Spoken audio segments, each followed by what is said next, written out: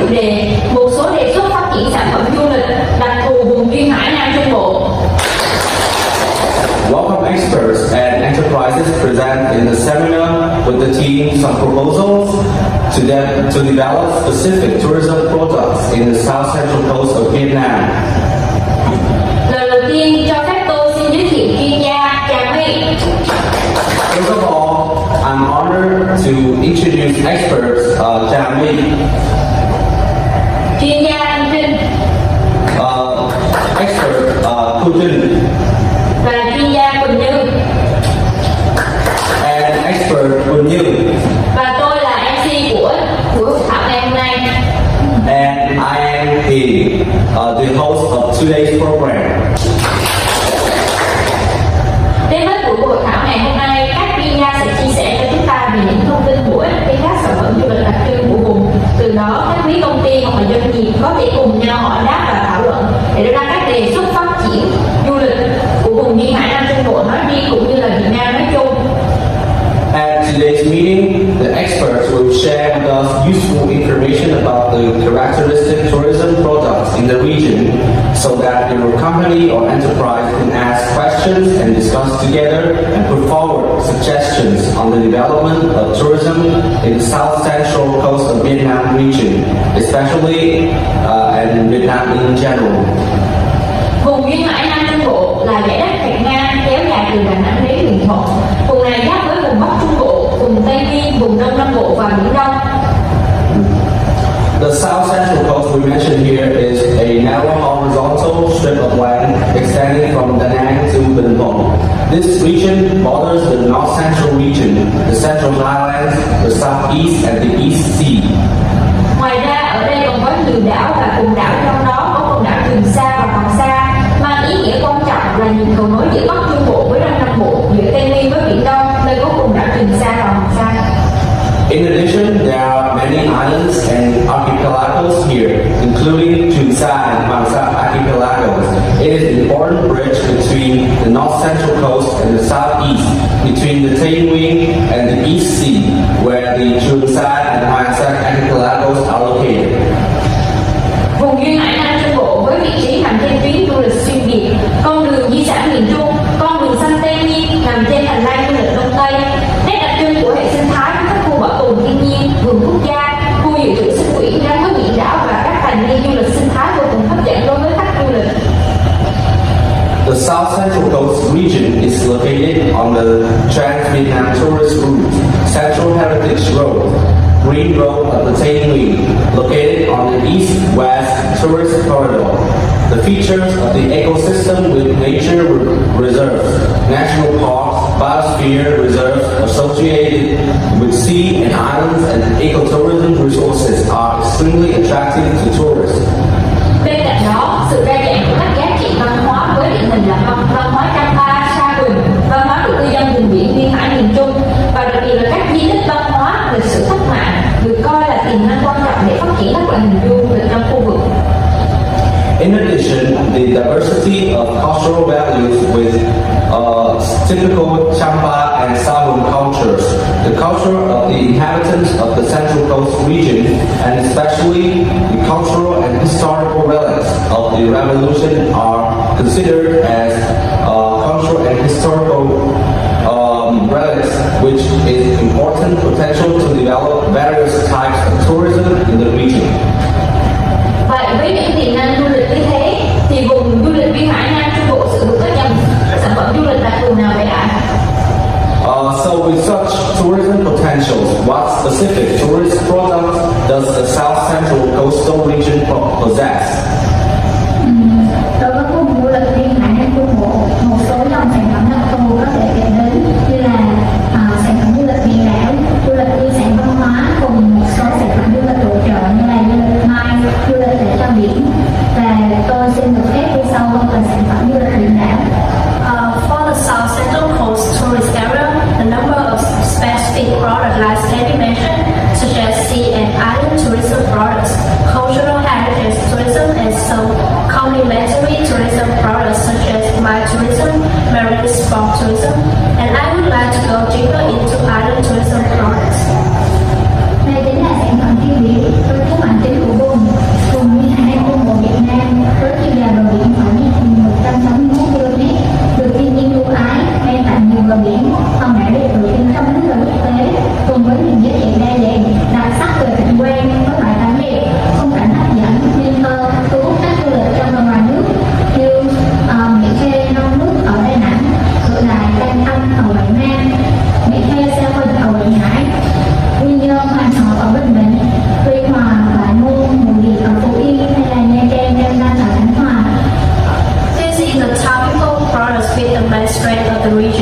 the south central coast of Vietnam with a coastline of about 1,161 kilometers in favor by nature with many famous dramatic and international beautiful beaches and islands along with the diverse and unique values of the landscape.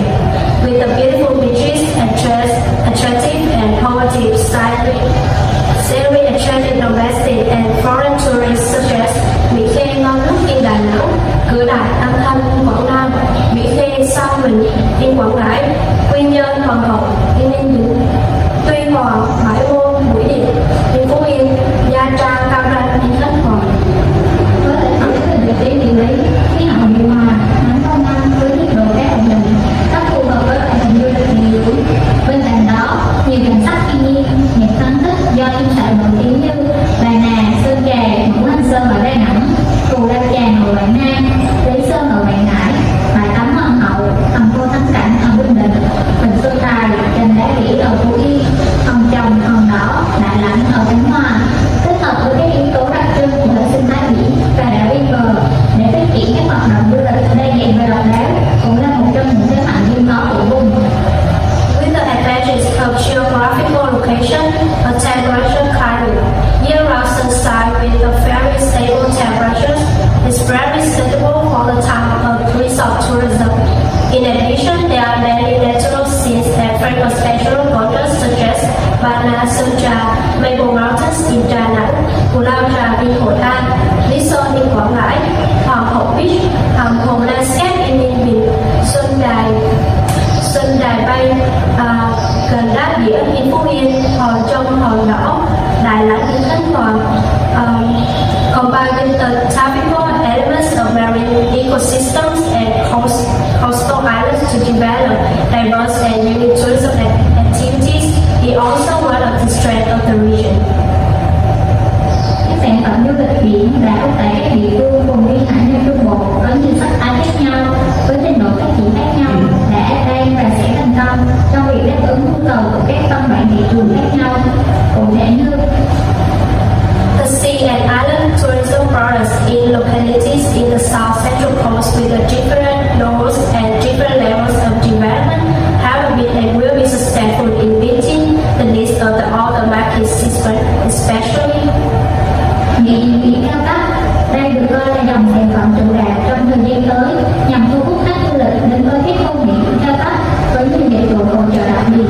Loại hình sản phẩm này có thể tập trung phát triển tại Bình Thuận, Nha Trang, Đà Nẵng. The luxury beach resort.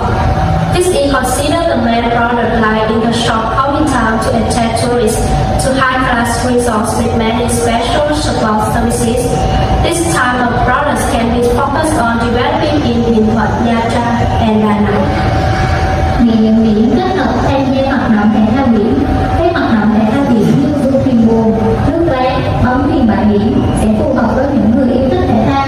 Các vận động viên có thể được phát triển tại Bình Thuận, Nha Trang, Ninh Thuận, Bình Định và Đà Nẵng. Sea resort combined with participation in sea sports activities. Sea sports activities such as snorkeling, windsurfing, beach volleyball will be suitable for sport lovers. Developed in Bình Thuận, Nha Trang, Ninh Thuận, Bình Định, Đà Nẵng. Nghệ nhân biển kết hợp tham quan, tìm hiểu sinh thái biển.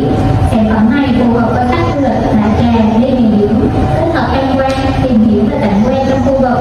Sản phẩm này có thể phát triển ở tất cả các tỉnh và thành phố trong vùng. Sea resort combined with sightseeing, learning about the marine ecology.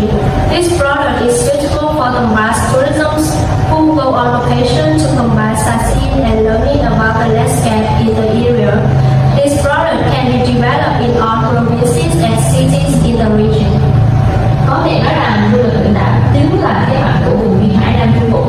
Nói riêng và Việt Nam nói chung, các tỉnh trong vùng đều có thể tận dụng các giá trị tiềm năng to lớn từ biển, nắng, gió và cát để phục vụ để phát triển du lịch biển đảo với các loại hình sản phẩm phát triển ở mỗi địa phương. It could be said that sea and island tourism is the strength of the South Central Coast in particular and Vietnam in general. Provinces in the region can take advantage of the great potential values from the sea, sun, wind, and sand to develop sea and island tourism with the different types of products of each locality.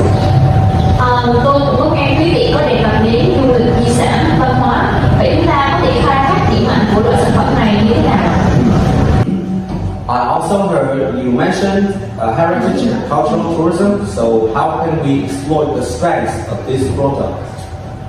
Đến với vùng duyên hải Nam Trung Bộ, do đặc điểm đào tạo các phức tạp giữa miền núi, đồng bằng và biển, sự kết hợp tạo ra những không gian văn hóa đặc trưng của biển đảo, văn hóa duyên hải, đồng bằng và miền núi Trung Du. Những văn hóa đặc trưng của người dân bản địa như Ca Tu, Vana, Chăm, bên cạnh những đô thị sầm uất với sự giao lưu văn hóa đa dạng, cũng thu hút khách du lịch trong các sản phẩm tìm hiểu về cộng đồng. Ngoài ra, di tích lịch sử văn hóa của vùng rất đa dạng và phân bố ở hầu hết các tỉnh trong vùng. Điển hình là hai quần thể di tích đã được UNESCO công nhận là di sản văn hóa thế giới là đô thị cổ Hội An và thánh địa Mỹ Sơn thuộc tỉnh Quảng Nam, được coi là điểm trọng tâm phát triển du lịch văn hóa của vùng. When it comes to the South Central Coast region, the combination creates the typical cultural spaces of the sea and island, coastal culture and plains, and Midlands mountain, thanks to the rather complicated structure between the mountain, the plains and the sea. The typical culture of indigenous people, Katu, Bana, Jam, etc., in addition to busy cities with diverse cultural exchange, also attracts tourists in products to learn about the community. Besides that, the historical and cultural links of the region are very diverse, distributed in most of the provinces in the region. Typically, the two relic complexes have been recognized by UNESCO as World Cultural Heritage, namely Hội An Asian Town and Mỹ Sơn Sanctuary in Quảng Nam, which are considered as the focal point of cultural tourism development of the region. Trong khu vực, hệ thống bảo tàng chuyên đề như Bảo tàng Điêu khắc Chăm Đà Nẵng, Bảo tàng gốm sứ Ngọc Lệ Hội An, Bảo tàng văn hóa Sa Huỳnh là những nơi mà các giá trị trong văn hóa Chăm vẫn còn lưu giữ. Bên cạnh đó, hệ thống lễ hội truyền thống, lễ hội văn hóa hiện đại và lễ hội du lịch như lễ hội cầu ngư, lễ hội pháo hoa Đà Nẵng, lễ hội Quảng Nam, hành trình di sản tại Quảng Nam, lễ hội Đống Đa, Tây Sơn, Bình Định hay Festival biển Nha Trang ở Khánh Hòa thường xuyên được tổ chức ở nhiều địa phương trong vùng, góp phần tạo ra những bản sắc văn hóa riêng có của mỗi địa phương và nét đặc thù cho du lịch vùng. Moreover, in the region, thematic museum systems such as Đà Nẵng Museum of Charms Culture, Hội An Museum of Commercial Ceramic, Sa Huỳnh Cultural Museum are places where values of Cham culture is still preserved. Besides, the system of traditional festival, modern cultural festival, tourism festivals such as fishing festival, Đà Nẵng fireworks, Quảng Nam festival, travel journey projects in Quảng Nam, Đống Đa Tây Sơn festival in Bình Định, Nha Trang Sea festival in Khánh Hòa are regularly held in many localities of the region, contributing to creating unique cultural identities of each person, locality and characteristics for regional tourism, and therefore the projects. Do đó, các sản phẩm mà vùng có thể phát triển bao gồm đầu tiên là du lịch tham quan, tìm hiểu văn hóa đặc trưng vùng miền. Sản phẩm này phù hợp với khách du lịch đại trà và có thể phát triển ở hầu hết các tỉnh, thành phố trong vùng. Tiếp theo là du lịch di sản chuyên đề trải nghiệm văn hóa. Đây là sản phẩm mang tính đặc trưng cao và kén khách, thường tập trung vào đối tượng khách nghiên cứu, tìm hiểu hoặc có nhu cầu thưởng thức văn hóa bản địa, đặc biệt là văn hóa Chăm. Có thể kết hợp hành trình di sản với trải nghiệm cuộc sống của đồng bào dân tộc trong khu vực. Và hình thức sản phẩm này có thể phát triển ở các tỉnh trong vùng.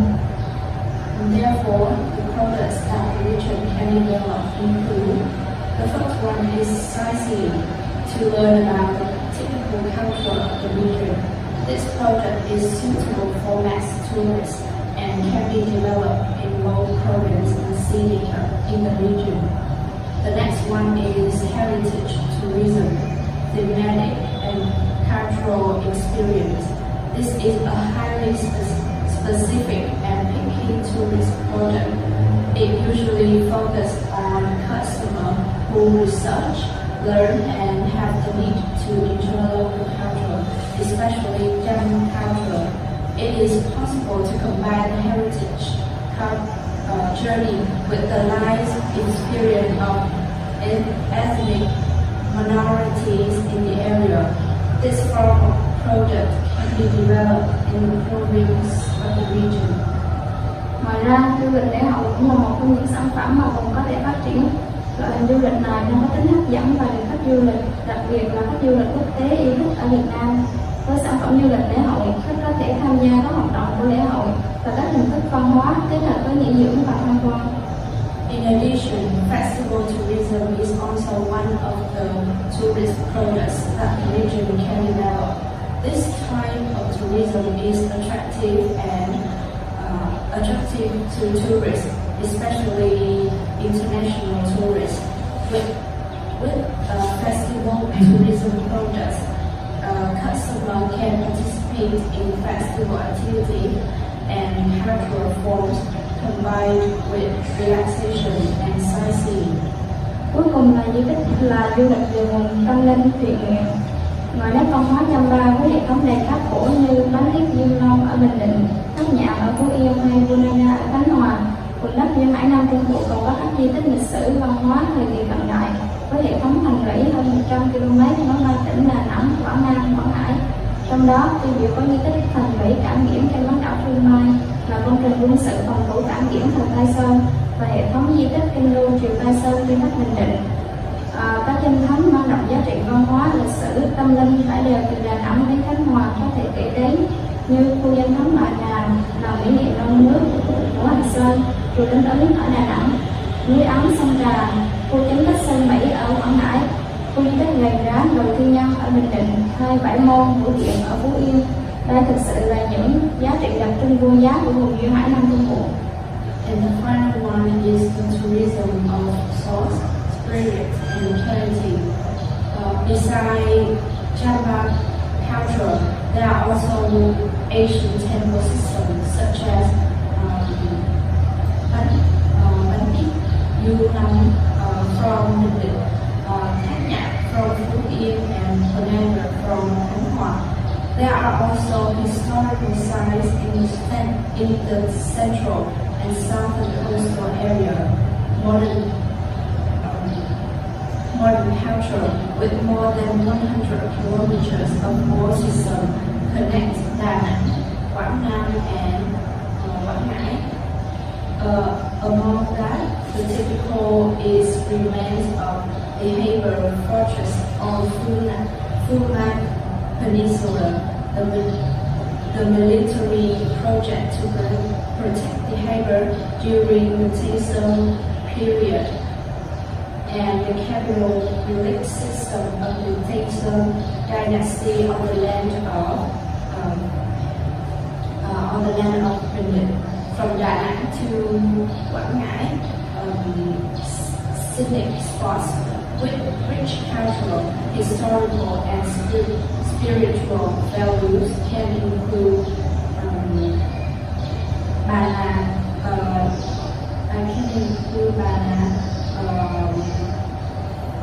that Delhi Mountain Art Village,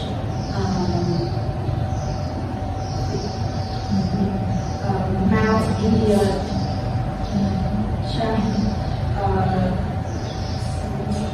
Bãi Môn, Vũ Điện, Phú Yên,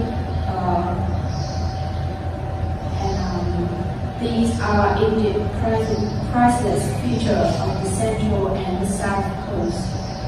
Vâng, cảm ơn chia sẻ của chuyên gia về những thông tin chi tiết sản phẩm du lịch di sản văn hóa này. Tôi nghĩ vùng duyên hải Nam Trung Bộ với đa dạng các loại tài nguyên và địa hình như vậy thì chúng ta có thể kết hợp loại sản phẩm du lịch biển đảo hay di sản văn hóa với các loại sản phẩm khác được không? Chẳng hạn như du lịch nghỉ dưỡng hay mai chẳng hạn. Thank you, our experts, for sharing this detailed information on this cultural heritage tourism product. I think that the South Central Coast is full of resources and terrain. So, can we combine marine tourism products or cultural heritages with other products, such as leisure tourism or with MICE? Vâng, với thế mạnh hiện có thì vùng duyên hải Nam Trung bộ còn có sự phát triển các loại hình du lịch hỗ trợ nhằm đáp ứng cái nhu cầu đa dạng của các thị trường khách và tạo sự đa dạng về sản phẩm du lịch cho vùng. Một số sản phẩm du lịch hỗ trợ sẽ kể đến. Yes, we see strength. The South Central Coast region can fully develop complementary tourism tied to meet the diverse needs of the market and create a diversity in tourism product for the region. Some complementary tourism may include. Đầu tiên là du lịch MICE. Như chúng ta đã biết thì các đô thị như Đà Nẵng, Nha Trang phù hợp với việc tổ chức các cái sản phẩm du lịch sự kiện, hội nghị, hội thảo, triển lãm và khuyến ngữ. Đây là dòng sản phẩm có khả năng tận dụng thương hiệu du lịch, đồng thời nó khả năng phát triển mở rộng được nhiều sản phẩm du lịch trong khuôn khổ sự kiện, hoạt động không sử dụng quá nhiều đến cái mạnh tài nguyên du lịch và có thể khắc phục được tính phục vụ của ngành du lịch. The first one is my tourism. As we all know, Da Nang and Nha Trang is suitable for organizing events, conferences, seminars, exhibitions, and promotion tourism products. This type of product is capable of creating a tourism brand at the same time developing and expanding many tourism products within the framework of the event. These activities do not make much use of the tourism resources, strength, and can overcome the seasonality of tourism. Một sản phẩm hỗ trợ khác là nấu cá biển đảo. Vùng duyên hải Nam Trung Bộ nấu có sản phẩm du lịch tập trung là địa điểm biển đảo. Các địa phương trong vùng duyên hải Nam Trung Bộ không chỉ có những bãi tắm lớn nhỏ có giá trị địa điểm tốt, mà còn có sự đa dạng về địa hình, tạo ra những cảnh quan hấp dẫn với các loại hình tour, chiêm ngưỡng khung cảnh, sử dụng tàu lượn, tàu thuyền, cano, vân. Another complementary product is the exploration of marine islands. The central and southern coastal area are known for featured tourism product, ocean and island rotations. Localized in the central and southern coastal area do not only have lots of beaches, but also have good beach resort value and the terrain is diverse, which has created a charming landscape along with the use of roller coaster, boats, canoes, cars, and other tourist attractions. Thứ ba là loại hình du lịch trên thân biển gồm các sản phẩm cho các du lịch địa điểm tham quan, tham gia vào các hoạt động thể thao, giải trí trên biển với các sản phẩm chuyên biệt dành cho thị trường khách có nhu cầu tập luyện thể thao. Đây là sản phẩm hỗ trợ tích cực cho dành sản phẩm du lịch biển.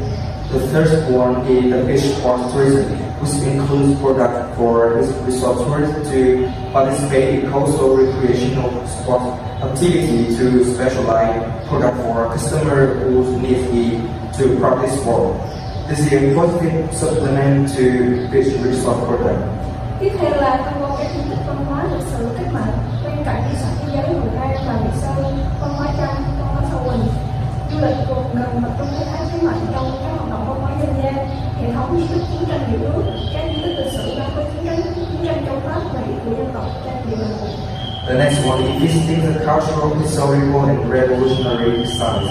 Apart from the world heritage of Khoi animation, some culture, Sami culture, regional tourism should also focus on the advantages of cultural activity, world heritage system, and historical site related to the French and American war of the region. Bên cạnh đó, không thể không có ẩm thực, tận dụng thế mạnh về lợi thủy hải sản và các thức chế biến món ăn đặc sản địa phương, cùng với thể phát triển các sản phẩm gắn với thưởng thức, chế biến, tham quan, mua sắm, cũng như là các đặc sản của địa phương. Besides that, it is impossible not to mention the culinary culture, taking advantage of aquatic resources, seafood and cooking methods, local specialties. The reason develop the product associated with the enjoyment, cooking, sightseeing, shopping, and local specialties. Ngoài ra, vùng cũng có tiềm năng về phát triển các sản phẩm cộng đồng, nông thôn, nông nghiệp công nghệ cao. Các hoạt động du lịch gắn với cộng đồng, nông thôn, trang trại cũng có tính hấp dẫn cao đối với thị trường, đặc biệt là các du lịch quốc tế. In Madison, the region also has potential for developing community, rural and high-tech agriculture products. Tourism activity associated with community, rural area, and farm also highly attractive to the market, and also with international tourists. Loại hình hỗ trợ cuối cùng mà tôi muốn đề cập đến đó là chữa bệnh làm đẹp. Các sản phẩm du lịch gắn với chữa bệnh làm đẹp trên cơ sở khai thác các mẫu phát nóng và vùng là những sản phẩm hấp dẫn và tính độc đáo và phù hợp với xu hướng của thị trường ngày nay. The last style that I want to mention beauty and tourism. Tourism program would include treatment and beauty based on exploitation of the house mineral deposit and what are attractive products because of their uniqueness and have become treasuries within the market. Như chúng ta có thể thấy thì việc phát triển các sản phẩm tránh sự nhàm chán và thúc đẩy sự sáng tạo trong quá trình phát triển du lịch là việc làm hết sức cần thiết và quan trọng. Ngoài những định hướng trên đây thì phát triển sản phẩm trong vùng cũng cần được thường xuyên nghiên cứu và đánh giá trong mối tương quan với sự biến đổi của thị trường khách du lịch và các xu hướng phát triển mới của ngành. Bên cạnh đó cũng cần xem xét việc kết hợp liên kết các sản phẩm với các tỉnh, vùng và khu vực lân cận trong phạm vi quốc gia và quốc tế để đảm bảo được các sản phẩm du lịch tạo ra phù hợp với nhu cầu xã hội, quá trình hội nhập và luôn có tính mới mẻ hấp dẫn. As we can see, it's very necessary and important to develop products in order to avoid boredom and promote creativity in the process of tourism development. Apart from the above directions, it is also essential to regularly study and evaluate the product development in the region according to the constantly changing tourism market and new industry development trends. In addition, we should also consider combining and linking the products with other provinces and nearby regions in national and international levels to ensure that the production of tourism products meets the social needs and the integration process is always novel and attractive. Cảm ơn các chia sẻ của quý chuyên gia và cảm ơn mọi người đã dành thời gian cho buổi hội thảo ngày hôm nay. Tôi hy vọng những chia sẻ này sẽ giúp cho các công ty du lịch cũng như các cán bộ du lịch hiểu biết thêm về việc xây dựng và phát triển du lịch vùng nói riêng và du lịch Việt Nam nói chung ngày càng hấp dẫn đối với du khách quốc tế. Và xin chào tạm biệt và chúc sức khỏe quý vị. Thank you, expert, for your sharing, and thanks everyone who has spent time to attend today's seminar. I hope these sharings will help travel agencies as well as tourism officials to build and develop regional tourism in particular and Vietnam's tourism in general, becoming more and more attractive to domestic and international tourists. Goodbye and best wishes for you.